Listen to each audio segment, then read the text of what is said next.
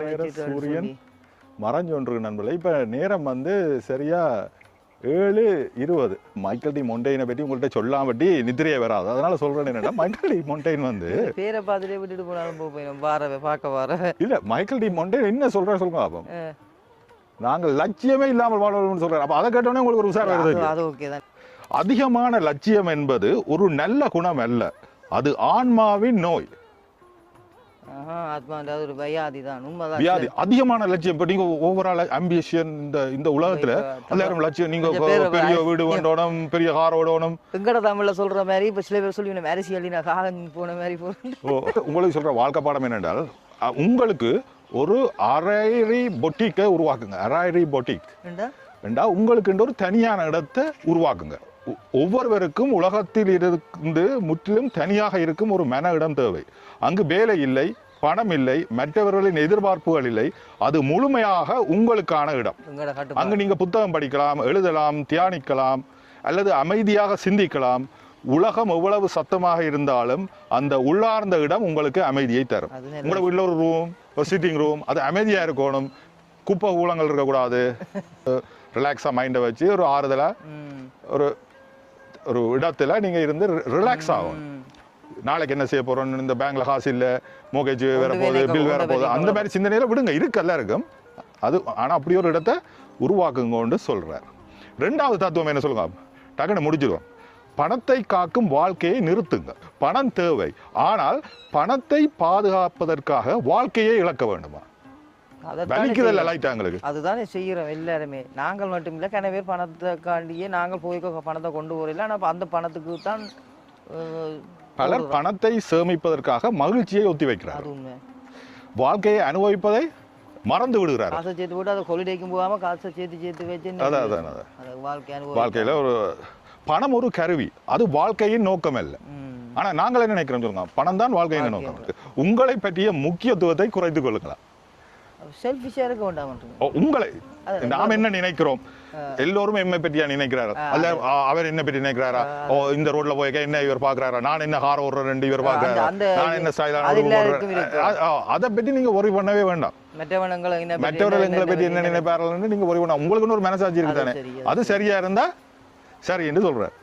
உண்மையில அது வந்து மற்றவர்கள் என்ன உன்னை பற்றி நினைக்கிறான்றதுக்காண்டி இப்ப நீ அடையிற மற்றவன் இந்த கார் ஓடி நான் பிள்ளை அணைப்பானோ, நான் இந்த டிஷர்ட்டை போட்டா பிள்ளை அணைப்பானோ, நான் அப்படின்னு நாங்கள் மற்றவனுக்காண்டி ஹாலிடே. இப்ப பலர் வந்து என்ன சொல்லுவாங்க, மற்றவனுக்காண்டி ஹாலிடே போறது.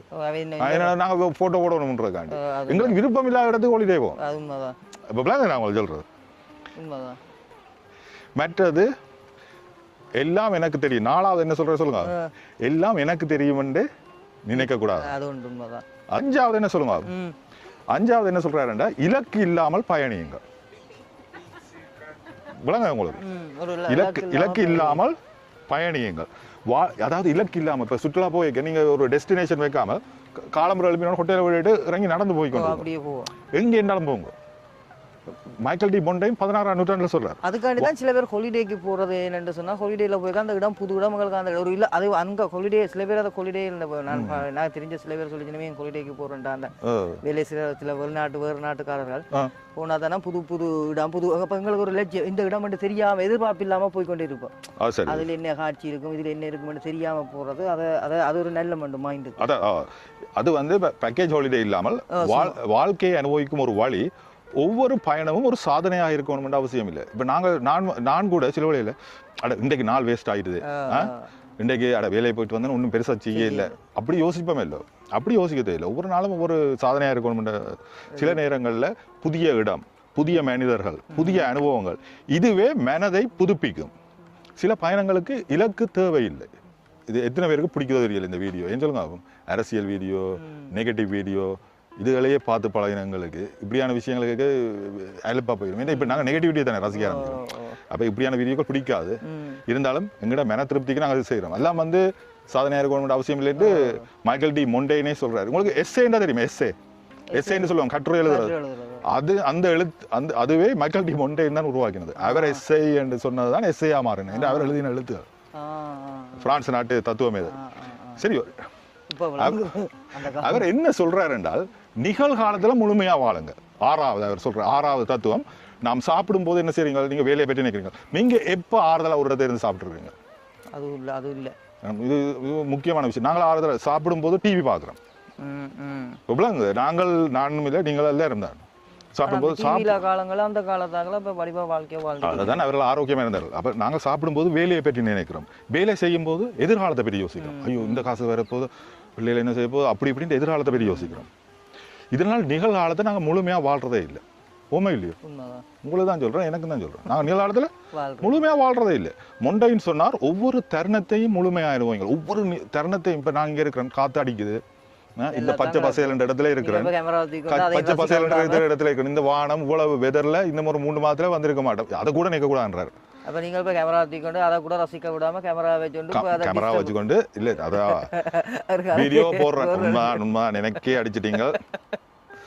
ஒவ்வொரு தனது குடும்பத்தோடு பேசும்போது அங்கேயே இருங்க. இப்ப நான் உங்களோட பேசும்போது எந்த உடல் பொருள் ஆவியெல்லாம் உங்களோட இருக்கும். ஏன் சிரிக்கிறீங்களே தெரியல. இல்ல அப்படிதான் மைக்கேல் டி மொண்டைன் சொல்றாரு, அப்படித்தான் இருக்கணும். இயற்கையை ரசிக்கும் போது அதையே உணருங்க. இதுவே உண்மையான வாழ்க்கைன்னு சொல்றேன். 16ஆம் நூற்றாண்டு தத்துவ விஞ்ஞானி. உண்மையில எங்க நாங்கள் அதை செய்யறோமோ? பல நோய்களுக்கு அதான் காரணம். நாங்கள் நிகழ்காலத்தை அனுபவிக்கிறதே இல்லை. இப்போ கோயில் திருவிழாக்கு போனா பின்னேரம் எத்தனை மணிக்கு வேலைக்கு இருக்கோ, நாளைக்கு ஷிஃப்ட் இருக்கோ, சாப்பாடு இருக்கோ, எத்தனை யோசிக்கிறோம். வேற அந்த அவன் சாரி என்ன மாதிரி இருக்கு, இவன் பக்கத்து வீட்டுக்கார என்ன, நாங்கள் இல்லை சொல்றேன், இப்படி பல பேர் இருக்கிறாரு. மற்றவர் என்ன செய்யறாங்க, விடுப்பு பார்க்கறதுக்கு வந்து கோவிலுக்கு வரவர்களும் இருக்கிறாரு. மைக்கேல் டி மொண்டைன் என்ன சொல்றாருன்னா, அந்த நீங்கள் அந்த இடத்துல இருங்க, மற்றவனை பற்றி அந்த கோயிலுக்கு போறதும் அந்த தருணத்துல உள்ள அந்த இதை அனுபவிக்கிறதோ இல்லையா, அதை விட்டுட்டு நாங்கள் அங்கால போகக்கூடாதுதான். 7வது மைக்கேல் டி மொண்டைன் என்ன சொல்றாரு என்றால், ஆன்மாவை தொடும் உறவுகளை தேடுங்கள். சும்மா உங்களுக்கு 10-100 ஃப்ரெண்ட்ஸ் இருப்பாங்க. இது நல்லா இருக்கு. உங்களுக்கு 100 ஃப்ரெண்ட்ஸ் இருப்பாங்க. அது உண்மைதான். ஆனால் எல்லாரும் உங்களோட ஃப்ரெண்ட்ஸோ இல்ல இல்ல. நீங்க ஃபேஸ்புக் எடுத்தீங்கன்னா சில பேருக்கு 3000, என்னைய எடுத்து சில எனக்கு ஃப்ரெண்ட்ஸ், ஆனா அவையில யாருன்னு தெரியுமோ? இல்ல தெரியாது. நாளைக்கு எனக்கு ஒரு பிரச்சனை வந்து காய்ப்பாரு. இல்ல இல்ல. நெருங்கின உறவினர்களே காய்க்க மாட்டேன். நெருங்கின நண்பர்களே இல்ல. இது வந்து சரியான ஒரு, நீங்க இப்ப சொல்லிக்க தான் யோசிக்கிறேன். இது வந்து ஒரு சரியான ஒரு இதுதான். இப்ப உங்களுக்கு இறந்தவர்களா இருந்தாலும் அவைகள் இப்போ உங்களோட நினைவில் சில எல்லாரையும் சொல்ல மாட்டாங்க. எனவே இறந்துட்டு நம்மளோட உறவுகள் என்றாலும் ஒரு சிலர் ஆத்மாவிலேயே அப்படியே. என்னுடைய ஒரு நெருங்கின உறவினர் அம்மாவும் சொல்லாம அப்பா சித்தப்பாவை முக்கியமா சொல்லாம அவரோட நான் இருந்த கடன்களை நான் இப்ப யோசிக்க ஐயோ அனுபவிக்கல. ஆனா நீங்கள் அந்த காலத்துல நான் அறிஞ்சு நீங்கள் அதை வடிவா செய்த நீங்கள் இல்ல சொல்றேன் என்றாலும் அவரோட கூட டைம் நான் ஸ்பெண்ட் பண்ண இல்லை. என்னோட இங்க வேலை நாடு வந்து. அப்ப அப்படியான ஆன்மாவை தொடும் உறவுகளை தேடுங்கள். 100கணக்கான நண்பர்கள் உங்களுக்கு தேவையில்லை. ஃபேஸ்புக்ல 1000 நண்பர்கள், உங்களுக்கு எத்தனை ஃப்ரெண்ட்ஸ்? சில பேர் எனக்கு தெரிஞ்ச ஒரு ஆள் பர்த்டே பார்ட்டிக்கு வருவார், 2-3 பர்த்டே கார்டோட வருவார். எனக்கு 8 மணிக்கு பர்த்டே முடிஞ்சோடனே எனக்கு 8 மணிக்கு அங்க ஒரு பர்த்டே ஒன்று இருக்கு, இங்க வந்துட்டு இதை தலையை காட்டிட்டு கார்டை கொடுத்துட்டு வந்த நாள், அது ஒரு பெருமை விளங்க. எனக்கு 4 ஃப்ரெண்ட்ஸுக்கு பர்த்டே இருக்கு. இப்ப இருக்கிற நண்பர்கள் தான் பொழுதுபோக்குக்கான நண்பர்களோ இல்லையா, பொழுதுபோக்குக்கும் தங்கட உள்ள பிரச்சனையை கொண்டு வந்து எங்கேயும் கொட்டி தீக்கிறதுக்குமான ஒரு நண்பர்களா இருக்கணும். ஆத்மாந்தமான நண்பர்களை சரியான குறைவு. ஆனா ஒரு சிலரை கண்டா கதைக்க மாட்டோம். ஆனா அவையில உள்ளுணர்வு பயங்கரமான இது இருக்குன்றது ஒரு ஃபீலிங் இருக்கும். நானே யோசிக்கிறேன், நான் என்னடா பெரிய நான் ஆட்டமில்லை, ஆனால் இதை எங்களுக்காண்டி ஒரு உள்ளுணர்வு சொல்லும். என்ன அதுவும் உங்களுக்கும் தெரிஞ்சிருக்கும், ஓரளவு எங்களுக்கும் தெரியும். என்ன உங்களை முழுமையாக புரிந்து கொள்ளும் ஒரு நல்ல நண்பர் இருந்தா போதும், ஒரே ஒரு ஃப்ரெண்ட் இருந்தா போதும். முழுமையா புரிஞ்சு கொண்டார். உங்களுக்கு கோபம் வருதா, உங்களுக்கு அப்செட் வருதா, இப்ப என்ன பற்றி உங்களுக்கு தெரியும், உங்களை பற்றி வேணா தெரியும், எங்களுக்கு இதுவே போதும் மாதிரி உண்மையா சொல்ல போனால். ஓமா இல்லையா? வேற வாட்ஸ் பாயிண்ட் மேன். என்ன ஒரு எத்தனை பேர் நாங்களுக்கு இவ்வளவு ஃப்ரெண்ட்ஸ் இதெல்லாம் ஒவ்வொருத்தருமே முதுகுல கத்தியோட இருப்பாங்க. அப்ப நான் யோசிப்பேன், யூடியூப் ப்ரூட்டஸ். உண்மையா சொல், அதான் உண்மை. நல்ல ஒரு உறவினர் இருந்தாலே, நல்ல நட்பு இருந்தாலே போதும். மொண்டைன் தனது நண்பர் எத்தியன் டிலா மீது கொண்ட நட்பை பற்றி மிகவும் அழகாக எழுதியுள்ளார். அவர் சொன்னார், அவராக இருந்ததால் நான் நானாக இருந்ததால், அதுவே உண்மையான நட்பு. அப்ப யோசிச்சு பாருங்கள், 16ஆம் நூற்றாண்டுல மைக்கேல் டி மொண்டைன் இவ்வளவு இதாக இருக்காரு. சொல்லிக்கலாம் பார்க்கணும். இப்போ எனக்கு சைக்காலஜியா கலைபேர் இப்படி தத்துவம், இந்த மோட்டிவேஷனலா கதைக்கிறது, இந்த 7 நீங்க சொன்ன இதுலயுமே இவ்வளவு கலைபேர் கதைக்கிற மோட்டிவேஷனான வார்த்தைகள், அந்த அட்வைஸ்கள் எல்லாம் இந்த 7 சொன்னதை வச்சு தான் கதைக்கின மாதிரி சுத்தி சுத்தி சுத்தி சுத்தி அவர்தான் எஸ்ஏன்ற வார்த்தையை பாவிச்சவர் essay, அதான் இந்த எனக்கு எஸ்ஏ தெரிஞ்சு வந்து போனேன். நான் இதை நாங்கள் இருக்க எஸ்ஏ எழுதுறது இங்கிலீஷ்ல என்ன வந்தா என்ன எஸ்ஏ அந்த வந்தது நம்ம essay ன்ற படிப்போம். வார்த்தை ஒரு பிரெஞ்சு மொழி இவரனுடைய கட்டுரை இவருடைய கட்டுரை தான் essay என்று வந்தது. உண்மைதான். எட்டாவது வந்து மிக முக்கியமான விஷயம் நண்பர்களே, மரணத்தை எதிர்கொள்ள கற்றுக்கொள்ளுங்க. இது கொஞ்சம் வில்லங்கமான, உண்மையிலே எனக்கு வில்லங்கமான வார்த்தை தான். இது பயமுறுத்துவதற்கான கருத்து இல்லை, வாழ்க்கையை முழுமையாக வாழ்வதற்கான நினைவூட்டல். இல்ல, அது அதாவது இப்ப உங்களுக்கு மரணம் நாளைக்கு என்ன நடக்கும்னு தெரியாது. அப்ப இருக்கிற அப்ப இருக்கிற டைம் சந்தோஷமா இருந்தது. ஒரு நாள் நாம் அனைவரும் இந்த உலகத்தை விட்டு செல்ல போகிறோம். அந்த உண்மையை ஏற்றுக்கொள்ளும் பொழுது சிறிய சண்டைகள், அவசியமில்லாத போட்டிகள், இவை அனைத்தும் முக்கியமற்றதாக தோன்ற ஆரம்பிக்கும். அப்போது உண்மையான விஷயங்களுக்கு நேரம் செலவிட ஆரம்பிப்போம். உண்மையான விஷயங்களுக்கு. சும்மா போலித்தனம், இதுல ஒரு பெரிய கூட்டம், இந்த அரசியல் என்ன நடக்குது, பிரயோசனமே இல்லை தான். இந்த ரேட் ரேஸ் இப்போ நாங்கள் ஓடுறோம், எலி பந்தய மாதிரி காலம்பரம் நாளைக்கு இன்னும் ரேட் ரேஸ் தான். நீங்களும் மூட போறீங்க, நானும் மூட போறேன், நாளைக்கு காலம்பரம் ஓட போறோம். என்ன வெயில வந்தா அப்புறம் சமையல், அப்புறம் சாப்பாடு, பிள்ளைகளை இறக்குறது ஏத்துறது, அதுக்கு போய்கொண்டே இருக்கு. அதுதான் இப்ப நாங்களும் ஒரு எலி, நீங்களும் ஒரு எலி, எல்லாரும் ஒரு எலி. அந்த பந்தயத்திலேருந்து நாங்கள் வெளியில வந்தா தான் நாங்கள் முழுமையாக வாழ்க்கையை அனுபவிக்க முடியும். அது மட்டும் நாங்கள் கோழிப்பண்ணையில வாழ்ற கோழிகள் அல்லது எலி எலி என்று சொல்றாரு. இது உண்மையான நல்ல விஷயம் தானே. உங்கள் மனதுக்கான தனி இடத்தை ஒதுக்குங்க. ஒரு வீட்டில் ஒரு சின்ன ரூம், அல்லது ஒரு கார்டனில் ஒரு சின்ன கதிரை, ஒரு கோபி காப், ஒரு ஃபோன் வேண்டாம், கோபி காப், ஒரு ஆழ்ந்த சிந்தனை, ஒரு நல்ல நண்பனோட தொலைபேசியில் தொடர்பு ஒரு இடம், அதுவும் உங்களை மனதை ரிலாக்ஸ் ஆகும். மற்றது பணத்தை ஒரு கருவியாக பார்க்காதீர்கள். பணம் மட்டும் ஒரு கருவி இல்லை. ஏன்னா எனக்கு அந்த பணம் ஒரு முக்கியத்துவம் இல்லைன்னு சொன்னோன்னே, எனக்கு வாழ்றதுக்கு தேவையான பணம் ஆட்டோமேட்டிக்காக வந்துடும். எனக்கு இன்னொன்று தெரியல. இப்போ நான் இதை உங்களோட நண்பர்கள் என்ன முறையில் நான் உங்களுக்கு சொல்லணும், என்னென்ன முறையில் எனக்கு எனக்கு எடுக்காதபடியா என்னவோ அதுவும் எனக்கு ஒரு பெரிய யோசிக்க இல்லை. உங்களை மிகவும் முக்கியமானவராக நினைக்காதீங்க. உங்களை பெரிய கமலஹாசன் மாதிரியோ இல்லாட்டி உங்களை ஸ்ரீதேவி மாதிரியோ இல்லாட்டி அப்படி நிற்காதீங்க. அப்படியே நிற்காதீங்க. அதை நிச்சயம் என்ன நடக்கும் சொல்லுங்க. எங்களுக்கு ஒரு சும்மா வந்து பணிவுடன் கற்றுக்கொள்ளுங்கள். பயணம் செய்யுங்கள். பயணம் ஸ்ரீலங்காவுக்கு போங்க, இந்தியாவுக்கு போங்க. எனக்கு ஒரு கனவு இருக்குது இந்தியாவுக்கு போகணுமெண்டு, ஆனால் விட மாட்டேன்றான். ஒரு பேக் பேக்கோட இந்தியாவுக்கு ஒரு 6 மாதம் ஹாலிடே போகணுமெண்டு ஒன்றும் செய்யலை. இங்கே நாளைக்கு எலிப்பந்தயம் இருக்கு. வாழ்க்கை ஒரு போட்டியாக இல்லை, ஒரு அழகான பயணமாக மாறும்.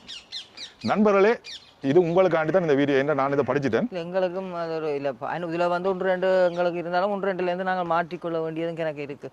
ஒரு நோமலாக எங்களை மாதிரி கணவர் மாற்றிக்கொள்ள வேண்டியது தெரிஞ்சதான் நான் இப்படி சொல்லியிருக்கேன். இப்போ சரியா விளாங்குது. அந்த காலத்திலேயே ஒரு வந்த ஒரு நாங்கள் ஆரம்பத்தில் ஒரு லைட்டாக தெரிஞ்சிருந்தாலும் இதில் தெரிஞ்சிருக்கா, இதில் வந்து சொன்ன மாதிரி இதுகளை வச்சுதான் மிச்சத்தை இப்ப வந்து அந்த 16ஆம் நூற்றாண்டில் அவர் எழுதி போட்டு போனதை தான் இப்ப வந்த மோட்டிவேஷனல் ஸ்பீச்சில் இதுல ஒரு டாபிக் எடுத்து கதைச்சு அதையே நாங்கள் பார்த்துருக்கோம். இந்த 7-8 தத்துவ 8 அப்படி கதைச்சிருக்கேன். எனவே வேற என்ன சொல்லுங்க.